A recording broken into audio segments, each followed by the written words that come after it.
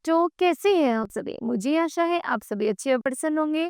चलिए आज हम पढ़ते हैं पाठ 15 अपठित गद्यांश। करते हैं इस पाठ की शुरुआत। अपठित गद्यांश का तात्पर्य ऐसे अवतरणों से है जिनका संबंध पाठ्य पुस्तकों से नहीं होता है।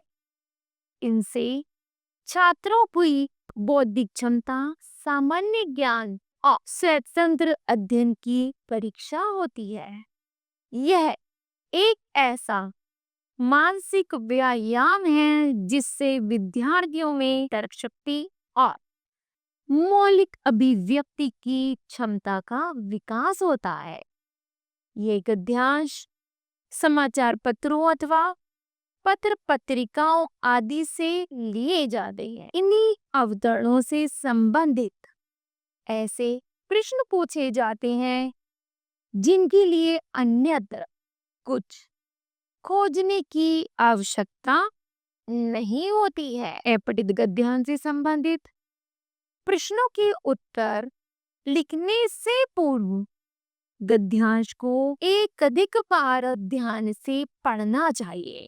ठीक है, भावों को समझने के पश्चात इसके महत्वपूर्ण बिंदुओं को रेखांकित करना चाहिए। दिए गए प्रश्नों के उत्तर मूल गद्यांश में ही ढूंढने चाहिए और अपनी ओर से कुछ जोड़े बिना अपनी भाषा में उत्तर लिखने चाहिए। उत्तर सरल और संक्षिप्त हो, इस बात का खास ध्यान रखना चाहिए। यदि रेखांकित शब्द का अर्थ कुछ पूछा जाए तो गद्यांश के प्रसंग के अनुसार ही अर्थ लिखना चाहिए, क्योंकि कुछ शब्द अनेकार्थक भी होते हैं।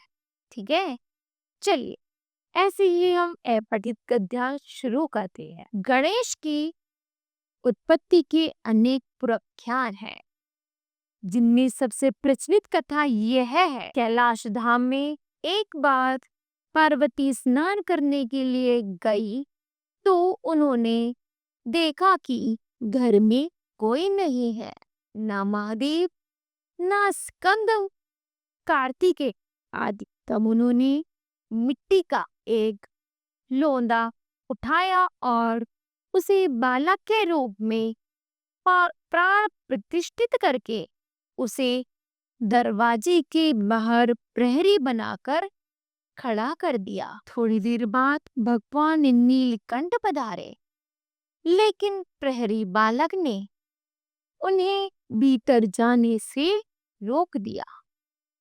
जब वह किसी तरह न माना तो भगवान शंकर को क्रोध आ गया और उन्होंने त्रिशूल से उसका सिर काट दिया। संघर्ष का कोलाहल सुनकर पार्वती बीच बचाव करने के लिए बाहर आई। तब तक अनर्थ हो चुका था।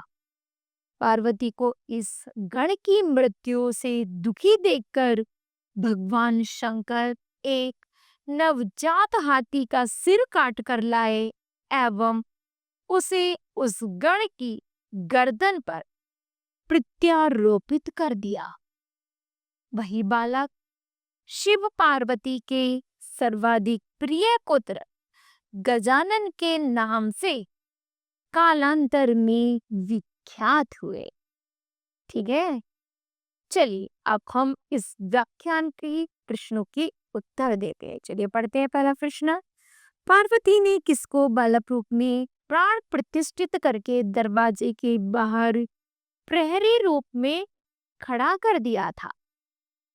तो उत्तर है बच्चों, पार्वती ने मिट्टी के लोंदे को उठाकर उसे बालक के रूप में प्राण प्रतिष्ठित करके दरवाजे के बाहर प्रहरी के रूप में बैठा दिया। दूसरा प्रश्न है, बालक ने किसे अंदर जाने से रोका?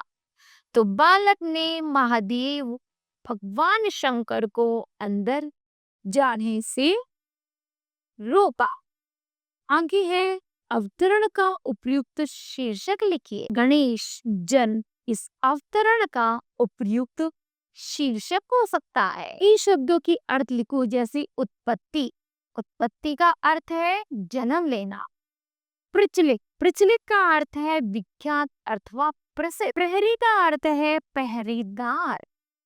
कोलाहल का अर्थ है शोरगुल, शोर शराबा।